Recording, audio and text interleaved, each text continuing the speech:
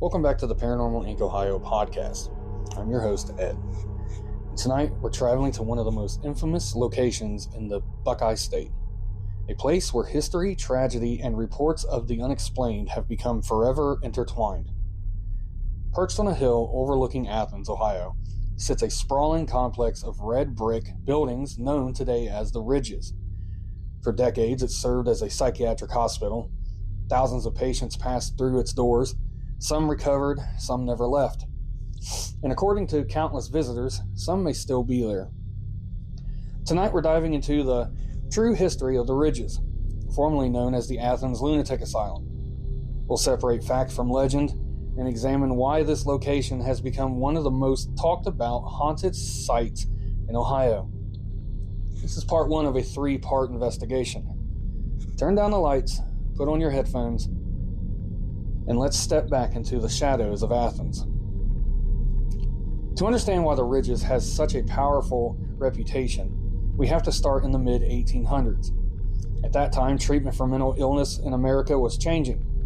Many institutions were overcrowded, underfunded, and often little more than warehouse for people society didn't know how to help. A new movement emerged that advocated for more humane treatment. One of the most influential figures behind that movement was a physician named Thomas Story Kirkbride. Kirkbride believed that architecture itself could help heal patients. His idea was simple, but revolutionary for the time. Instead of dark prisons, hospitals should be beautiful places filled with sunlight, fresh air, and open spaces. The buildings would be designed to provide calm surroundings and structured routines. This became known as the Kirkbride Plan. In Ohio, state officials decided to build a new psychiatric hospital based on those principles. Construction began in the 1860s on a hill just outside Athens. The site offered rolling landscape farmland and a commanding view of the surrounding countryside. The hospital officially opened in 1874. Its original name was the Athens Lunatic Asylum, a massive complex. When it opened, the hospital was considered modern and progressive. The main building stretched across the hillside in a distinctive batwing design common to Kirkbride hospitals. Large windows allowed sunlight to enter nearly every room. Patients could walk the grounds. There were gardens, workshops, farmland, and recreational areas. The hospital was designed to house around 500 patients.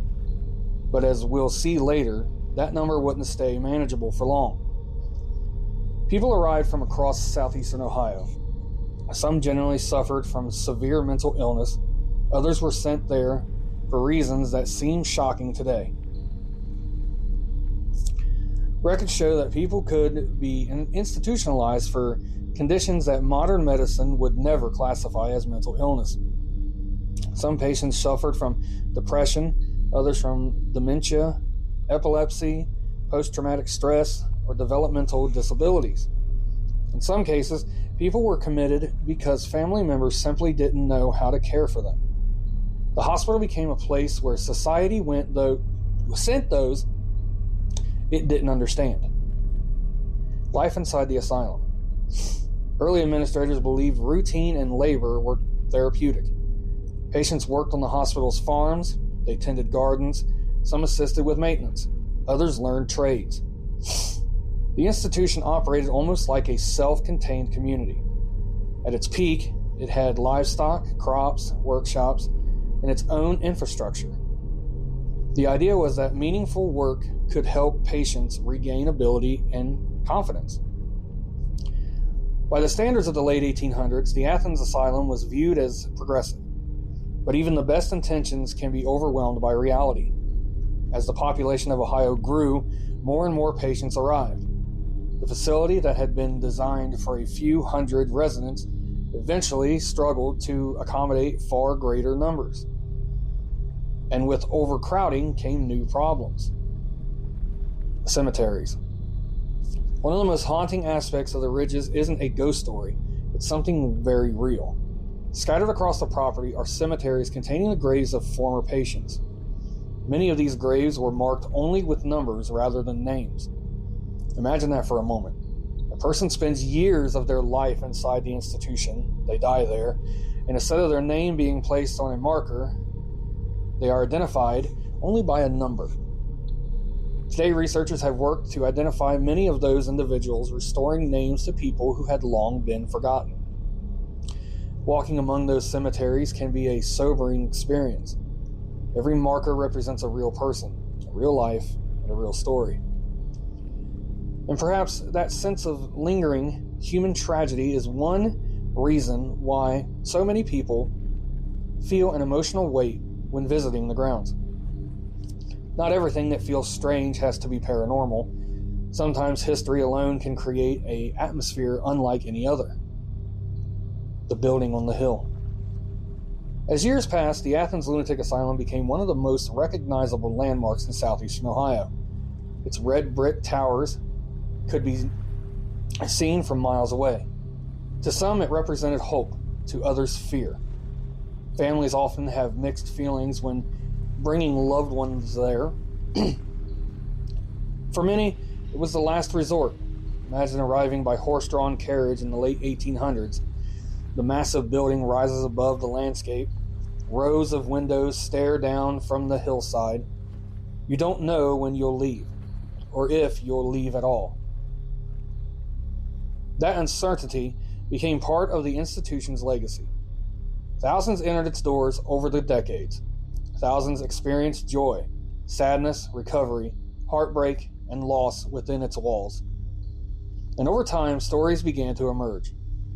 Stories that would eventually grow into one of Ohio's most famous paranormal legends.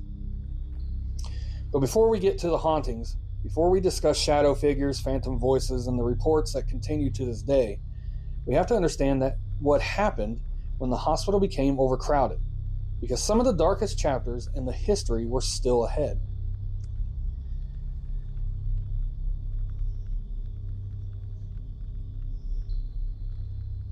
Part 2. The Haunted Ridges Asylum of Athens, Ohio. In Part 1, we explored the origins of what was once called the Athens Lunatic Asylum, and learned how it was originally built with compassion in mind under the Kirkbride plan.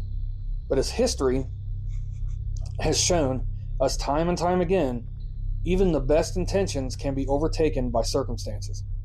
Tonight we're looking at the darker years of the Ridges years that are documented in hospital records and historical accounts. No ghost stories yet, just the reality of what happened inside these walls. A hospital beyond capacity. By the early 1900s, the hospital was filling faster than anyone had imagined. It had been designed to house around 500 patients, but over the decades, the population swelled to well over 1,500, with some periods exceeding that number. The strain affected every part of daily life. Doctors were responsible for far more patients than they could realistically treat. Nurses worked long hours. Patients had less privacy, fewer resources, and less individualized care. Although many employees generally wanted to help, they simply couldn't keep up with the growing numbers. The dream of a peaceful, healing environment slowly gave way to the realities of an overcrowded state institution. Who was sent there? One of the most surprising things when reading historical records is the wide variety of people who became patients. Some suffered from schizophrenia, bipolar disorder, severe depression, or dementia. Others were veterans dealing with psychological trauma. Patients with epilepsy were often institutionalized because few treatments existed. People with developmental disabilities also found themselves living within the hospital. Alcoholism was another common reason for admission. Many families simply had nowhere else to turn. Looking back today, it's heartbreaking to realize that many patients weren't dangerous. Many were simply ill during a time when medicine had few answers. Treatments of the era. Mental health treatment was changed dramatically over the last century. Some treatments used at The ridges reflected what doctors believed was the best available science of their time. Hydrotherapy involved wrapping patients in wet sheets or placing them in warm baths for extended periods in hopes of calming agitation. Sedatives were commonly administered. Patients participated in occupational therapy, farming, sewing, woodworking, and other daily routine designed to provide purpose.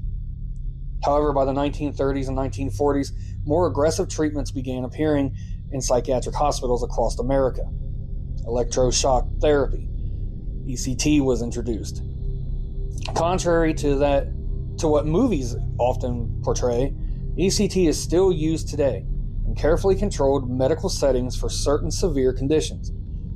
Early versions, however, were far less refined and could be frightening for patients. Another treatment that became widespread during the era was the prefrontal lobotomy. Historical records show that lobotomies were performed at the Athens State Hospital, though not nearly as often as popular myths sometimes claim. For some patients, families believed that it was their last hope. For others, the results were devastating, permanently changing personality, memory, and independence. Today, these procedures remind us how desperately doctors were searching for treatments before modern psychiatric medications existed. Daily life. Despite the hardships, life inside the hospital wasn't always bleak. Holiday celebrations were held, patients attended dances, there were baseball games, concerts, church services, and craft activities. Some patients formed friendships that lasted for years. Others worked on the hospital's farms, helping grow food that fed both patients and staff. The institution functioned almost like a small town. Yet behind those moments of normalcy were people who missed their families, struggled with illness, and wondered if they'd ever return home. For many, that day never came. Death at the hospital. Over the hospital's more than century-long history, thousands of patients died there. Some succumbed to disease. Others died from complications related to age or illness. Tuberculosis, influenza, and other infectious diseases claimed many lives before antibiotics became widely available. Every death left another story unfinished. Many patients were buried in the cemeteries on hospital grounds. For years, their graves were identified only by numbers instead of names. Today, volunteers and historians have worked tirelessly to restore identities to many of those forgotten individuals. It's one of the most meaningful preservation efforts associated with the Ridges. The hospital changes. By the 1950s and 1960s, psychiatry was entering a new era. New medications allowed many patients to live outside institutions. Across America, large psychiatric hospitals began shrinking. Patient populations steadily declined. Entire wings of the Ridges became quiet. Hallways that had once echoed with hundreds of voices now eat nearly empty. The atmosphere changed. The silence became almost overwhelming. Staff members later described walking through the abandoned sections where dust collected on furniture and forgotten equipment remained exactly where it had been left. The final years. Eventually, Ohio began moving toward community-based mental health care. The hospital slowly closed sections of the campus. By the early 1990s, most psychiatric operations had moved to newer facilities. The historic buildings were eventually transferred to Ohio University, where many still stand today serving educational and administrative purposes. While much of the campus was found new life, some buildings remain unused or restricted because of safety concerns. Even today, visitors often describe an uneasy feeling while walking the grounds. It is because of ghosts, or is it because the weight of history is impossible to ignore?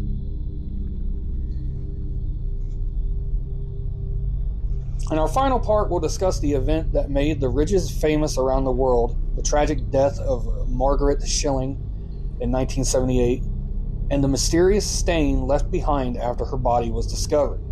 We'll also explore decades of eyewitnesses, reports from students, maintenance workers, paranormal investigators, and visitors who claim the building are still home to unexplained activity.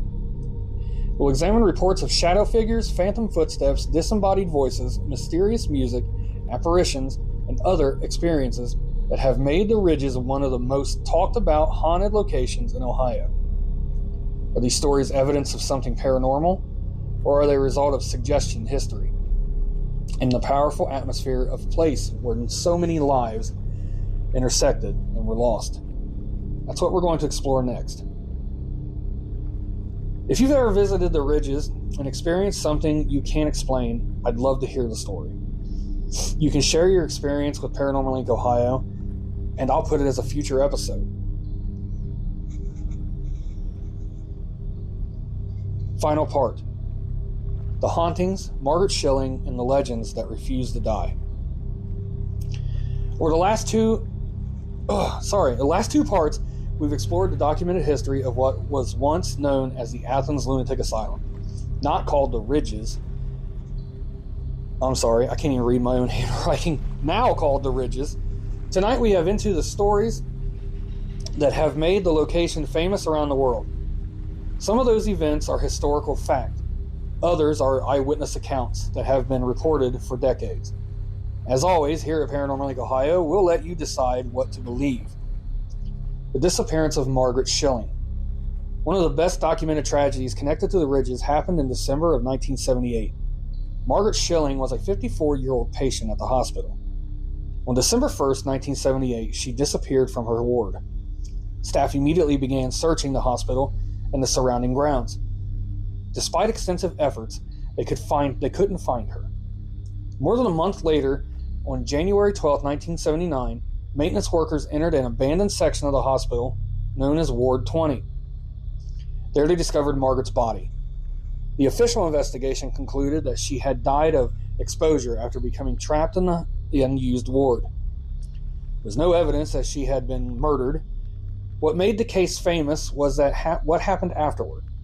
As Margaret's body decomposed, chemicals from her remains reacted with the tile floor. Even after repeated cleaning and attempts to remove it, the outline resembling the shape of her body remained visible. For years, visitors came from all over Ohio to see what became known simply as the stain. The original stained floor tiles were eventually removed and preserved by Ohio University to prevent further damage and vandalism. The tragedy itself is real. The stain is real. Everything beyond that enters the realm of eyewitness testimony. Now we're going to get into the reports of the paranormal. Almost immediately after parts of the hospital were abandoned, stories began spreading. Students, maintenance workers, security personnel, paranormal investigators, even artists working in the buildings, many have reported experiences they couldn't explain. One of the most common reports involves shadow figures. People describe seeing dark human-shaped forms moving through the hallways. When they investigate, no one is there. Others report hearing footsteps approaching from empty corridors. The sounds stop the moment someone looks around the corner. The mirror apparition. One of the most repeated eyewitness stories comes from the artist who worked inside one of the Ridges buildings. He reported washing his hands in a restroom when he looked into the mirror. Standing behind him, reflected in the glass, was a man wearing a long black coat. The artist turned around immediately. No one was there. He looked back into the mirror. The figure had vanished. Was it a trick of the light, a tired mind, or something else? No one knows. The woman in the yellow dress. Another long-standing report involves a woman wearing a yellow dress. Maintenance workers have claimed to see her standing silently in doorways. She never speaks. She simply watches. When someone approaches, she disappears. There is no documented historical evidence identifying who this woman might be. The story remains one of the many unexplained legends connected to the Ridges. Music from empty hallways. One report that stands out involves unexplained music. Several people have claimed to hear soft piano music or distant singing coming from abandoned sections of the building. One witness followed the sound toward an old elevator. As he approached, the music suddenly stopped. He searched the entire area. No radios, no instruments, no people, only silence. Feelings of being watched. Not every experience involves seeing ghosts. Many visitors simply describe an overwhelming feeling that someone is standing behind them. Others report sudden chills in warm rooms.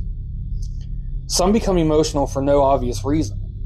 Several paranormal investigators have described equipment behaving strangely, including unexplained battery drain and unusual audio recordings. While these experiences are often reported, none has been scientifically confirmed as evidence of paranormal activity. Could these feelings be influenced by the building's tragic history? Psychologists suggest that expectation, atmosphere, and knowledge of the location's past can affect how people interpret unusual situations. Guys, I'm still like under the weather, and I'm every time you hear me stop or stutter, I'm trying not to cough. So I'm sorry again, guys. Whether that's the full explanation is something each visitor must decide for themselves. The Ridges today. Today, much of the Ridges campus belongs to Ohio University. Several buildings have been restored and are used as offices, classrooms, and other university facilities. The cemeteries remain as quiet reminders of the thousands of patients who once lived there. Some restricted buildings are closed to the public for safety reasons, and visitors should always respect posted signs and avoid trespassing. Even so, the Ridges continues to attract historians, photographers, paranormal investigators, and curious visitors from around the world. Some leave convinced they experienced something extraordinary.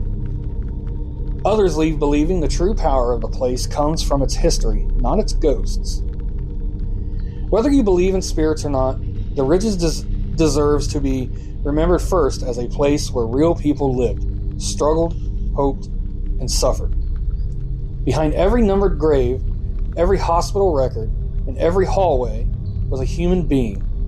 Perhaps that's why this place affects so many people. Not because it's haunted, but because history leaves an imprint. Sometimes on buildings, sometimes on communities, and sometimes on us. It brings me to the end of our investigation into the Ridges. Have you visited the Ridges? Have you experienced something you couldn't explain? Maybe you've heard footsteps, seen a shadow, or felt like someone was walking beside you, even if it's at your own home and not at the Ridges, or anywhere. If so, I'd love to hear your story. Send your experiences to Paranormal Inc. Ohio, and your story, I'll feature it on a future episode. You can send it to paranormalhelp937@gmail.com, or you can go to paranormalincohio.com and you can message me straight from there. If you enjoyed tonight's episode, be sure to follow the podcast and share it with someone who loves haunted history and the unexplained as much as we do. Till next time, I'm Ed, and this has been Paranormal Inc. Ohio.